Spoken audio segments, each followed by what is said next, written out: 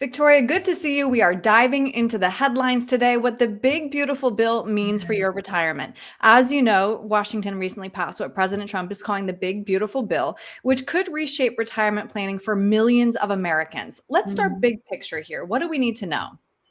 Okay, so there's about three major points out of that 900-page bill that are Yeah. really important to our retirees.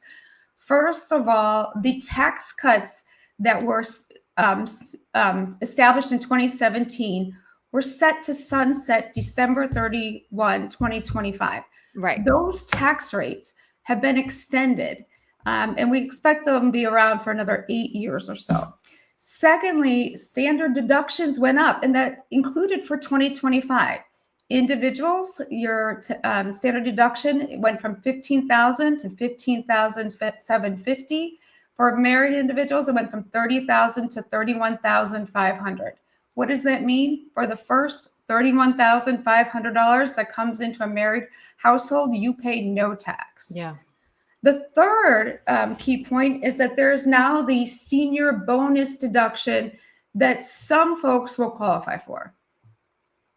I'm glad you brought that up because there have been some really confusing headlines regarding those taxes on Social Security. The agency framed the new $6,000 senior tax deduction as eliminating taxes on benefits, but experts say it's not that simple. Can you explain? It certainly is not that Yeah. simple. Okay, so the senior bonus deduction came with some conditions. First of all, you have to be 65 to qualify for that deduction. Secondly, it's only in law for 4 years. So it's available 25, 26, 27, and 28. Third, there's a phase out, and the phase out's a little bit complicated. So if for a single, your marginal adjusted gross income is $75,000, and for a married couple, it's $150,000, you can take advantage of that full senior bonus deduction. Individual would be $6,000. Married couple, if you're both over 65, that's $12,000. Now, the phase out works like this. For every dollar north of those numbers, your senior bonus deduction is reduced by 6 cents up until you get to $100,000 above, which case you fully phase out of that deduction. Mm-hmm. And another key factor here is for those married individuals who file married filings separately, you are not able to take advantage of the senior bonus deduction. Interesting. All right. Well, I think that begs the question then, does this change the strategy around saving for retirement or when to claim Social Security? It certainly makes it more complicated. We've just been given a gift. The extension of these tax cuts is a gift, and potentially the senior bonus is a gift. How we utilize this will depend on your particular situation. If you're sitting there with significant amount of assets in that tax deferred account, maybe it makes sense to forego that senior bonus and really optimize that 22, 24% tax bracket. Other situation may be that your adjusted gross income is low enough that you can offset $12,000 more of Roth conversions with that senior bonus deduction and pay no tax. Or it could make sense to delay taking Social Security.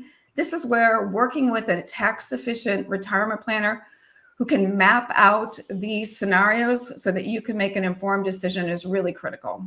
Yeah, you're right. I always say it has to be a conversation, not just a It is. calculation. Yeah, good point. Right. All right, so now let's get back to the big headline, which, as you mentioned, is the extension of the 2017 tax cuts. Why is now still a good time for a Roth conversion, and why are Roth accounts so powerful?